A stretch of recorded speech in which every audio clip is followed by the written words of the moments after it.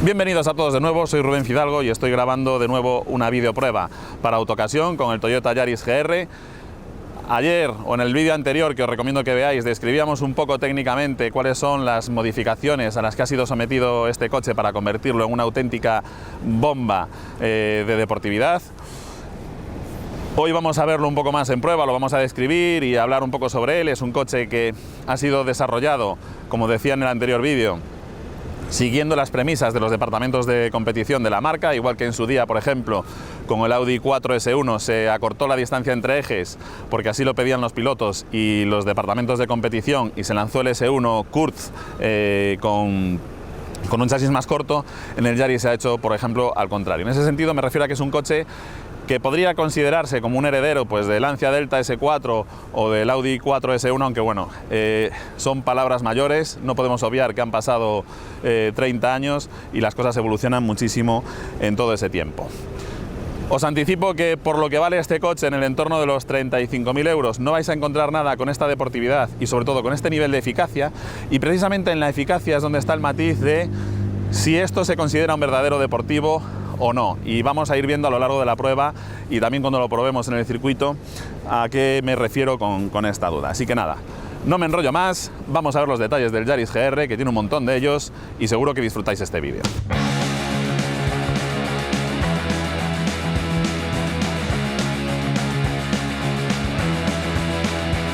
Bueno, como siempre empezamos a definir el coche por lo primero que vemos, y es su aspecto exterior.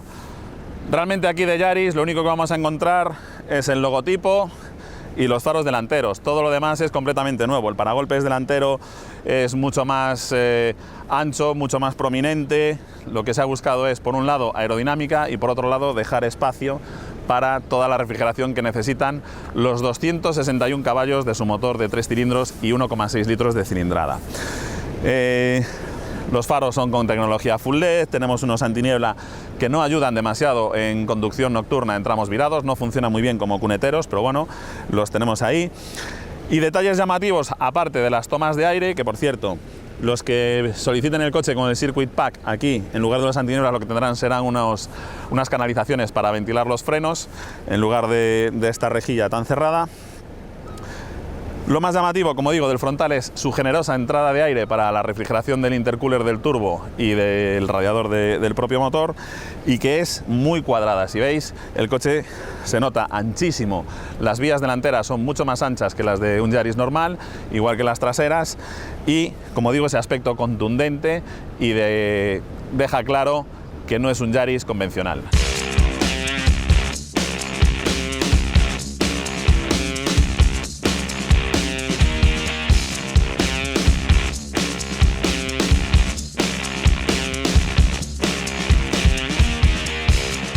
El frontal era espectacular, pero en la vista lateral vamos a ver evidentes diferencias con respecto a cualquier otro Yaris. Para empezar, tiene solamente una puerta en cada lateral en lugar de las dos puertas del Yaris convencional, y es que Toyota ha decidido desarrollar un Yaris con una estructura, con una plataforma prácticamente exclusiva para esta versión. Básicamente solamente se aprovechan partes del subchasis delantero, la zona donde va anclada el parabrisas, el salpicadero, perdón, y el cortafuegos del vano motor.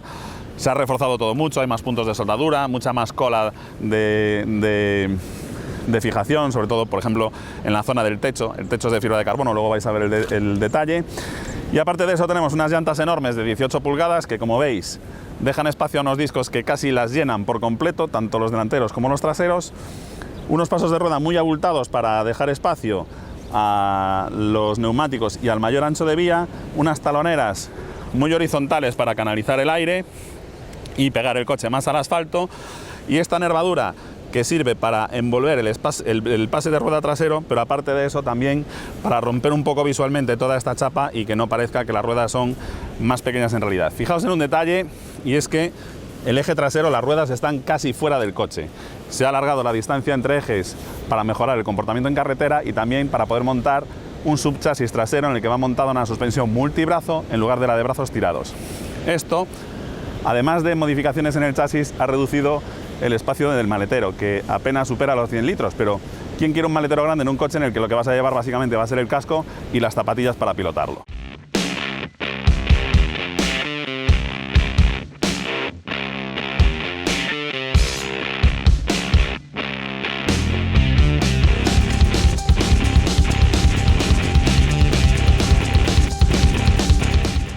Llegamos por fin a la parte trasera y la verdad es que normalmente en los coches suele ser bastante sosa, pero en este Yaris casi es tal vez la más espectacular, con este ensanchamiento de la vía trasera brutal en el que vemos estos pasos de rueda enormes, la llamativa ubicación para la luz de marcha atrás y el piloto de niebla, este falso difusor, tenemos estas nervaduras aquí, pero realmente los fondos del coche no están carenados, como habéis podido ver en el vídeo técnico anterior. Y una caída de techo bastante pronunciada para mejorar el flujo laminar del aire y la aerodinámica, con este pequeño spoiler y este acabado abrupto tipo Camar.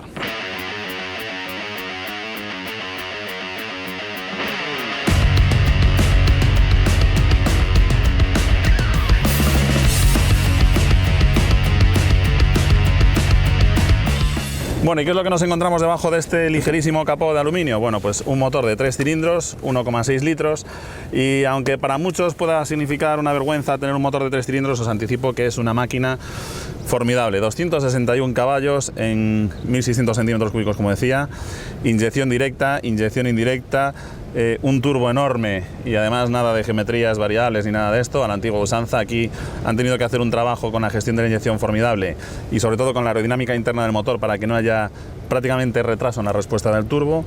Una respuesta brutal, 360 Nm de par, en fin, el coche la verdad es que es una bomba de deportividad. Si por fuera tenemos un Yaris muy especial, dentro prácticamente no hay diferencia, salvo los detalles de Gazoo Racing en el volante, en la consola central, algunos detalles en la instrumentación. Todo lo que vemos es bastante similar a lo de un Yaris convencional. Fijaos en el detalle de la palanca del freno de mano tradicional en lugar de un freno eléctrico, lo cual se agradece bastante, y los asientos que sujetan muy bien el cuerpo, aunque para mi estatura les falta un poco de apoyo lateral en los hombros. Y un detalle que no me gusta nada y que es bastante típico de los coches japoneses es que cuando accedemos a las plazas traseras y abatimos los respaldos, el asiento no vuelve a su posición original, sino que cada vez que los abatimos tenemos que volver a regularlos, algo que es bastante tedioso.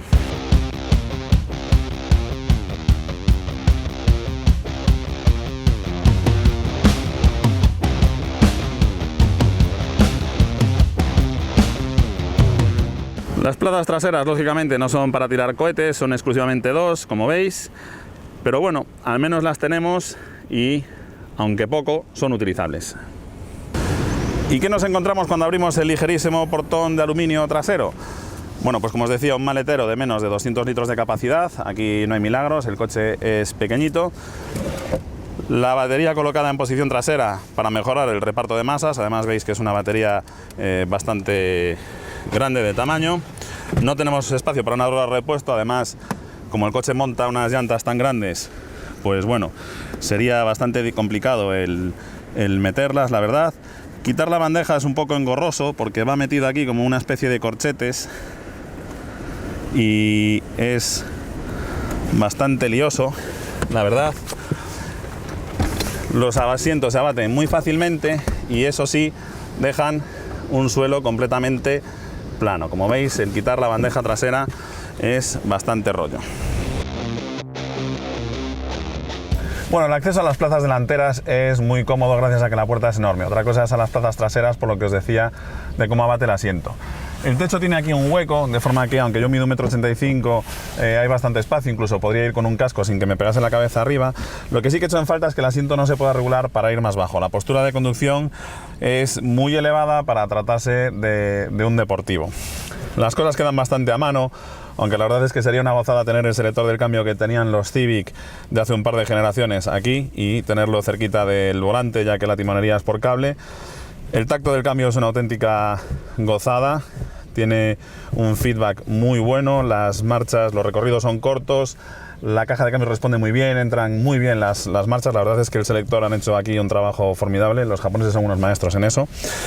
La ergonomía es bastante buena, pero los botones del volante, que por cierto me recuerda mucho al de Mazda, cómo están distribuidos, estorba un poco. De hecho, a veces cuando estamos maneando vamos a darle al cancel del control de crucero o activar el lane assist sin querer porque queda un poco cerca de esta parte de la mano. Pero bueno, tiene muy buen tacto el cuero, muy buen agarre, los mandos están bastante a mano y aquí tenemos la tecla de la magia en la que podemos modificar el comportamiento del sistema de tracción total. Como digo, la postura de conducción no enamora y forma parte de esa puesta en escena de un deportivo, pero bueno, luego el coche tiene otras virtudes que hacen que te olvides de que no estás sentado en un Alpine. Uno de los aspectos que menos me ha gustado de la postura de conducción del Yaris GR, aparte de la altura a la que vamos sentados, es la posición de los pedales. Voy a dejar la pierna izquierda fuera para que los podáis ver bien. Están demasiado lejos el acelerador y el freno. Fijaos que me cabe el pie entre los dos, de forma que hacer el doble embrague, que yo normalmente lo hago haciendo así en lugar del punta tacón, resulta incómodo. Si lo pensamos para hacer punta tacón tradicional con la puntera y el tacón, el pedal del acelerador debería ser de los que parten del suelo. Insisto, estos dos están muy lejos, mientras que el embrague y el freno están demasiado cerca. De hecho, a veces cuando pisas el embrague, sobre todo si llevas un zapato de horma ancha, llegas a tocar el freno sin querer. El reposapiés sí está bien colocado, pero el embrague yo lo que haría sería colocar el pedal un poco más a la izquierda y aproximar más el del freno y el acelerador, que están demasiado lejos. Incluso para conducir con el pie izquierdo, es cierto que el freno nos quedaría más cerca del pie izquierdo, pero demasiado cerca del embrague. Bueno, llegamos al momento dulce de la prueba y es la puesta en escena y la conducción del vehículo. Así que nos abrochamos el cinturón, encendemos el coche y empezamos. Y aquí comienzo pues con una de arena, y es que al principio os decía que había que matizar eso del concepto de vehículo deportivo, y es que en mi opinión un coche deportivo tiene que transmitir sensaciones. El Yaris es un excelente deportivo, es un coche ultra eficaz, probablemente es una de las herramientas con las que mejor vamos a poder luchar contra un cronómetro, pero en cuanto a sensaciones, pues al margen de la aceleración que sentimos, que es brutal, y de lo fascinante que es pensar que 261 caballos, que además llegan muy de golpe cuando pisamos el acelerador, porque tiene muchísimo par, 360 Nm, ese empuje, es increíble que se transmita al asfalto con la eficacia con la que lo hace. Pero la puesta en escena, pues bueno, no es demasiado deportiva. Para empezar, la postura de conducción es como en un Yaris normal. Todo lo que vemos delante de nosotros es de un Yaris normal. El retrovisor me va a estorbar muchísimo a la hora de conducir. Total, hacia atrás no veo mucho porque la luneta es pequeña y además en cuanto llueve se salpica tanto que es imposible ver a través de ella. Por cierto, no tiene limpia luneta. En los tramos en curva ascendente, donde yo tenga por ejemplo una horquilla de derechas, no voy a ver bien la salida de la curva porque el retrovisor me la va a tapar por completo. Esta parte de aquí es prácticamente un tercio de la superficie del parabrisas y no veo a través de ese tercio del parabrisas, ¿de acuerdo? Con lo cual esto me resta muchísima visibilidad para conducir un coche con este nivel de prestaciones. En cuanto al sistema de tracción, es una auténtica maravilla la motricidad que tiene. En carretera abierta no le vamos a sacar mucho partido a las posiciones Sport y Track, solamente condicionan lo que es el reparto de par inicial entre ambos ejes, y la verdad es que hay que ir jugándosela para notar esa sutil diferencia entre el arrastre mayor al eje trasero o al eje delantero. Es algo que sí que vamos a apreciar cuando lo probemos en el circuito de Pastoriza, como vais a ver, ¿de acuerdo?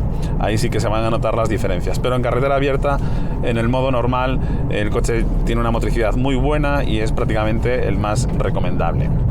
De hecho, salvo que forcemos mucho las cosas, en el modo track, como en carretera abierta no podemos exprimir tanto las posibilidades del coche, al final prácticamente en el modo track es en el que más subvirador y más brusco se vuelve para utilizarlo en carretera abierta. Aquí yo me movería prácticamente en el modo normal. Una cosa que me gusta mucho de este coche es que las suspensiones son muy buenas, son más bien blandas, de forma que copian muy bien las irregularidades del asfalto, ¿vale? No es como otros coches deportivos que van como tablas, por ejemplo en el Mini. Es un coche que tiene una suspensión tan rígida que cuando vas por un asfalto como este, que tiene alguna ondulación y pisas el freno, el coche no para, porque las ruedas están rebotando del suelo y no tienen adherencia. Aquí no sucede eso, la suspensión trabaja de manera extraordinaria, tenemos un eje delantero muy ágil, enseguida entra en los giros, no tiene prácticamente retraso, es un coche muy poco subvirador, ¿vale? Muy neutro. Y luego, sobre todo, es fascinante el empuje del motor. Ahí sí que tenemos sensaciones de auténtico deportivo, porque empuja como una mala bestia. Lo vais a ver en el circuito, las aceleraciones que tiene y la arrancada que tiene, ¿vale? Aquí estamos en carretera abierta, no podemos jugárnosla. Sí que os digo eso, que el coche tiene una dirección muy buena, unos frenos excelentes y un sistema de tracción ultra eficaz, ¿de acuerdo? El coche es muy eficaz, pero le falta ese puntito de sensaciones a la conducción, ¿de acuerdo? Por ejemplo, en un Ford Fiesta ST, cuando tú ahuecas un poco el gas en los giros, enseguida la trasera se insinúa. Aquí, para que la trasera empiece a redondear el giro, tenemos que hacer un gesto mucho más brusco, frenar con el pie izquierdo en el inicio de la curva o forzar mucho más las cosas. No sucede todo de forma tan natural y tan dócil como, por ejemplo, en un Ford Fiesta ST. En ese sentido, te transmite muchas más sensaciones. O, por ejemplo, en la prueba del Renault Alpine, donde os mencionaba que era facilísimo pasar de una tendencia subviradora a una tendencia sobreviradora simplemente jugando con los pesos del coche. En el Toyota Yaris se cede todo al sistema de tracción y a la potencia disponible, ¿de acuerdo? Para convertir el coche en sobrevirador tenemos que romperlo básicamente a base de gas y con el reparto de tracción muy preponderante hacia la parte trasera. Pero el chasis está ajustado para que sea muy neutro. Aquí lo que se ha buscado es la máxima eficacia y eso le quita ese puntito de pillería.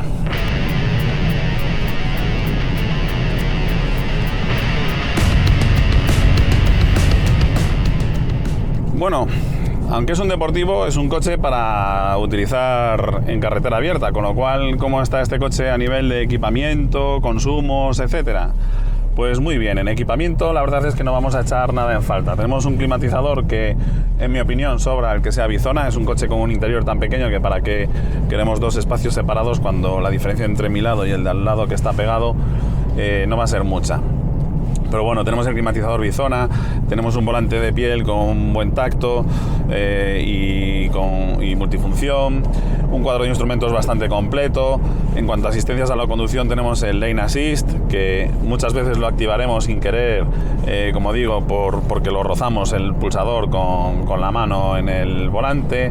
Tenemos asistente de luz de carretera, faros full LED, aunque bueno, la iluminación no es tampoco para tirar cohetes. La verdad es que en un coche con esta capacidad para rodar en carretera se echan de menos unos faros con más iluminación, ¿de acuerdo? Alerta de colisión con frenado de emergencia, que además, pues bueno, está bastante bien pensada, no es muy intrusiva, y menos en un coche con este perfil de conducción. En fin, aquí lo que estamos pagando básicamente son unos frenos de coche casi de competición, un motor con unas prestaciones brutales y además pues ese sistema de tracción que le confiere ese comportamiento tan peculiar y que hace que este coche tenga una conducción adictiva. ¿Me compraría la versión con el Circuit Pack?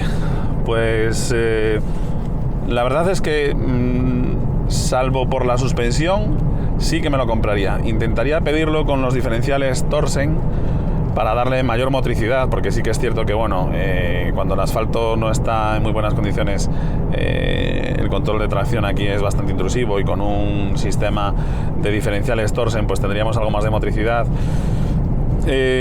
Sin embargo, no me gusta la idea de que la suspensión sea más rígida. Probablemente para conducir en un circuito que tenga el asfalto como una alfombra, pues perfecto, pero en carretera abierta o en circuitos que estén un poco trallados, pues sospecho que esta suspensión va a ser bastante más eficaz, por lo que digo, porque las ruedas están más tiempo en el asfalto. En una conducción normal los consumos son muy honestos, son unos consumos muy buenos. Estamos hablando de que en autopista, por ejemplo, a los máximos legales en el viaje el coche me ha hecho una media de 7,2, que está muy bien para un bicho con 261 morlacos. En ciudad el consumo se nos va a ir hasta los 8 litros y en carreteras secundarias a los ritmos legales y razonables vamos a estar en torno a los 6,5 litros. La verdad es que los consumos son muy buenos. ¿Qué pasa? Que si le clavamos las espuelas y soltamos todo, pues lógicamente vamos a ver cifras de 15, 18, pero es que también le estamos apretando mucho, ¿de acuerdo? En definitiva, la conducción del coche, desde luego, es absolutamente adictiva. Lo vais a ver después en el circuito, que es una auténtica gozada y donde realmente se disfruta este coche. En carretera abierta, aquí te estás jugando el carnet de conducir y también el riesgo que hay con los demás usuarios que hay en las vías, ¿de acuerdo?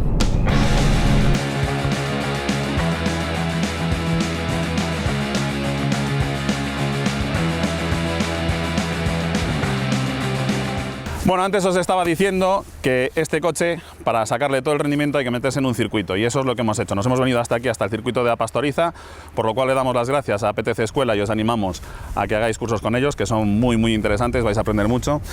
Y como decía, de lo que se trata es de probar cómo funcionan estas distintas configuraciones del sistema de tracción, el modo track, el modo sport, qué diferencias de comportamiento vamos a ver. Y sí es cierto que esto es, como se suele decir por ahí, un World Rally Car matriculable. Repito, no tiene el Circuit Pack, no tiene los diferenciales Torsen delantero y trasero, pero una cosa que sí que me gusta es que la suspensión es un poco más blanda y me va a venir muy bien para esta pista y sobre todo para carretera. Pero venga, vamos al lío y a ver cómo funciona esto. Pues si os parece bien, nos ponemos en marcha, encendemos el coche, nos abrochamos bien el cinturón y lo tensamos y vamos a ver cómo se comporta con los distintos modos de tracción. Hoy la pista, como veis, está muy mojada. El circuito de Pastoriza, cuando está mojado, la verdad es que resbala bastante, y el sistema de tracción aquí va a tener que trabajar mucho. Vamos a dar una vuelta de reconocimiento, a cogerle un poco el pulso al coche. Vamos a probar con los 3 modos de conducción.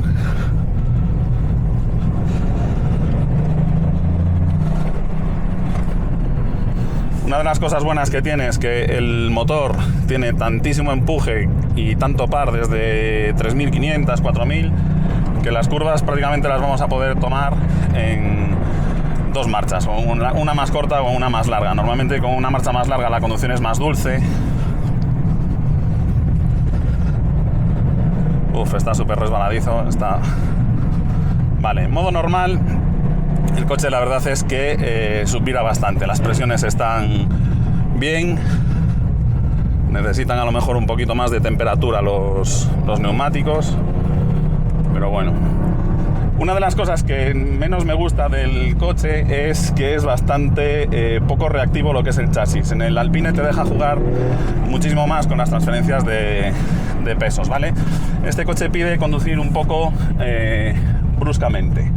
En lugar de que te baste con ahuecar un poco el gas para que el coche empiece a derrapar un poquito de atrás, aquí tienes ya directamente que darle con el pie izquierdo un pisotón al freno. Bien, ya podemos empezar a darle un poquito de marcha. Como os digo, lo más impresionante es cómo empuja el motor. Llegamos a final de recta aproximadamente a unos 130 km por hora, que tal y como está la pista de adherencia es bastante.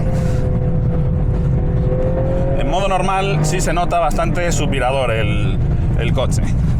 Tenemos, como digo, veis que tocando el freno es la única forma de provocarle ese cierto sobreviraje. Vamos a hacer las cosas bastante bruscas.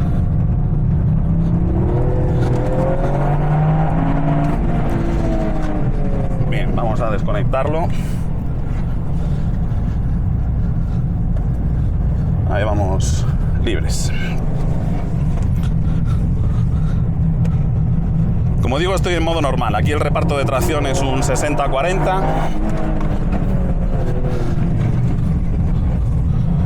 Vamos a esperarle. Y ya saliendo de la curva podemos dar gas. La motricidad es tan buena que...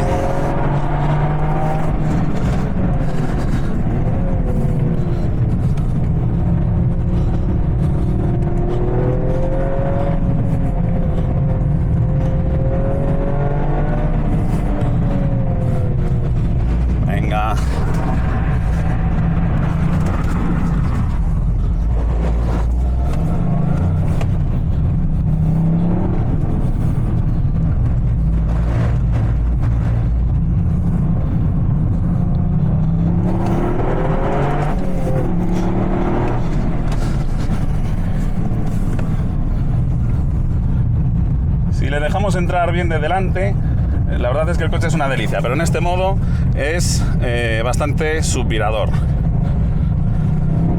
Eso sí, la motricidad, fijaos, incluso haciendo mal las cosas, dando gas con la dirección todavía girada y con la pista con la adherencia que tiene en este momento, es brutal la motricidad que tiene esto.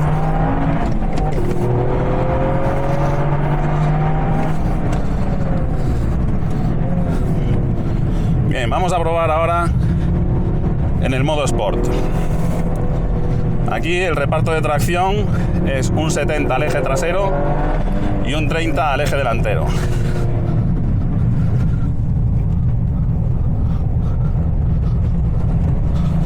Sí que se nota menos subvirador el coche. La trasera nos ayuda un poquito más.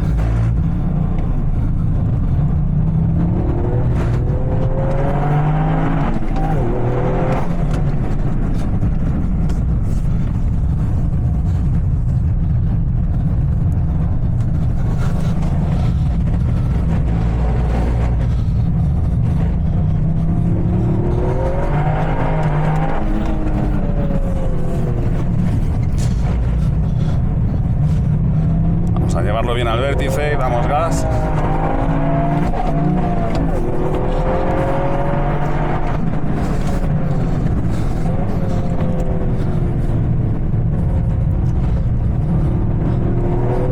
Lo esperamos.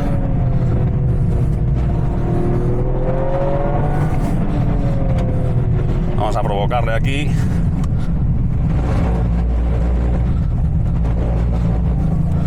Para que el coche llegue a romper de atrás, hay que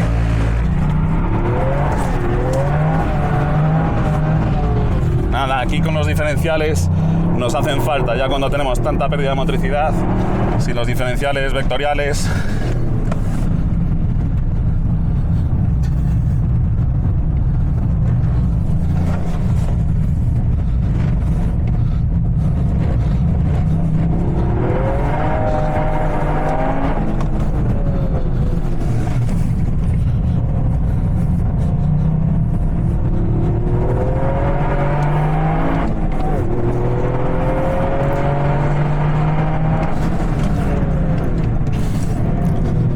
Bueno, en el modo Sport el coche la verdad es que es bastante más vivo de reacciones, la trasera nos ayuda más, pero aún así el chasis hay que ser bastante brusco con las transferencias de pesos, obligarle con el freno a echar mucho peso delante para llegar a descolocar el eje trasero.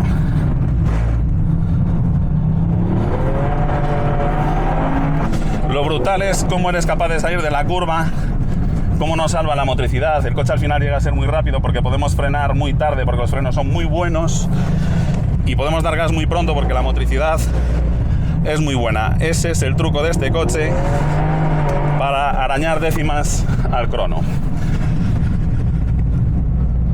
Bueno, de momento el modo Sport me está gustando bastante más que el modo normal. Vamos a ver en el modo Track. Aquí el reparto de potencia es 50-50, pero con el truco que os comentábamos en el vídeo técnico de que el diferencial trasero quiere ir un 0,7% más rápido que el delantero, con lo cual aquí debería ser más sobrevirador, sobre todo cuando le damos gas. Pero para notar esa tendencia sobreviradora hay que hacer las cosas bastante mal, hay que meter mucha dirección para que el diferencial después nos ayude. Es como si tuviera algún tipo de sensor que, fijaos, ahora cuando yo le estoy metiendo mucha caña al volante, es cuando efectivamente sí empiezo a notar que el motor tira más de atrás. Con lo cual, aquí tienen un pequeño truco, que es eso, que cuando detecta que es mucho el subviraje, nos manda ese extra, cierra más los embragues traseros para que el coche sí que tenga esa tendencia claramente sobreviradora. Esto te exige reaprender a conducir, en lugar de ir tan fino jugando con las masas y evitando el subviraje en la entrada a la curva, pues eso, a entrar así, metiendo mucha caña para que luego el diferencial nos saque a base de gas.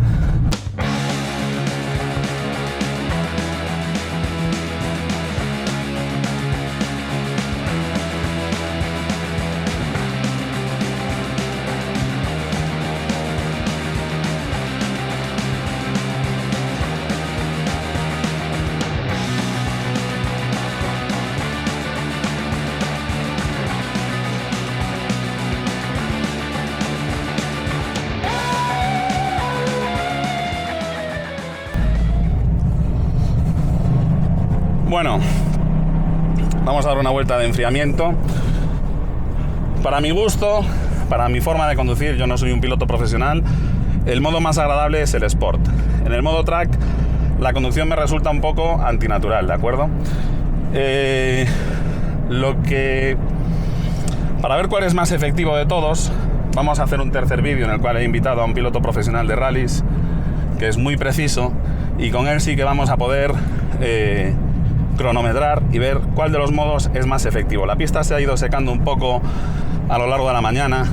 La verdad es que las primeras vueltas que di, esto estaba absolutamente encharcado y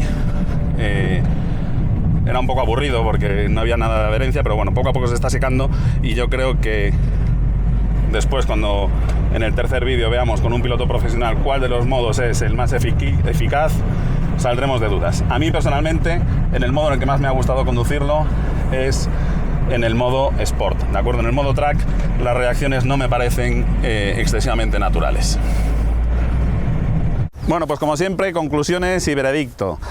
¿Qué es lo que más me ha gustado del Toyota Yaris GR? Bueno, pues por un lado, los frenos. Me parece casi lo mejor del coche. Por otro lado, la motricidad es muy buena, aunque sí que es verdad que hoy aquí en el circuito, con bastante agua, la rueda delantera interior no nos vendría mal tener el diferencial autoblocante para corregir un poco ese defecto, ¿de acuerdo? Pero la motricidad es formidable, el sistema de tracción es muy bueno. Y por último, el motor empuja una barbaridad, tiene muchísimo par, es muy utilizable en un amplio rango de revoluciones, con lo cual hay curvas que lo mismo puedes tomar en segunda que en tercera, porque puedes aprovechar muchísimo margen del motor.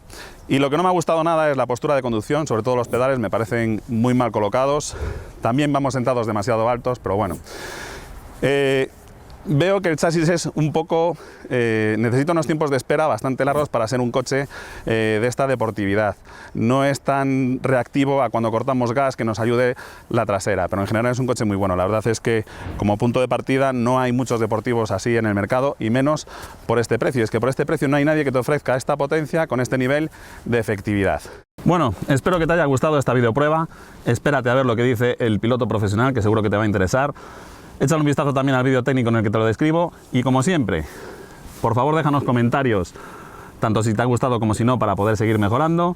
Si necesitas más datos concretos sobre el coche, te animo a que leas la prueba escrita, donde tenemos la ficha técnica completa con todos los precios de los opcionales, etcétera. Y nada más, seguimos viaje, y como siempre, un abrazo y hasta luego.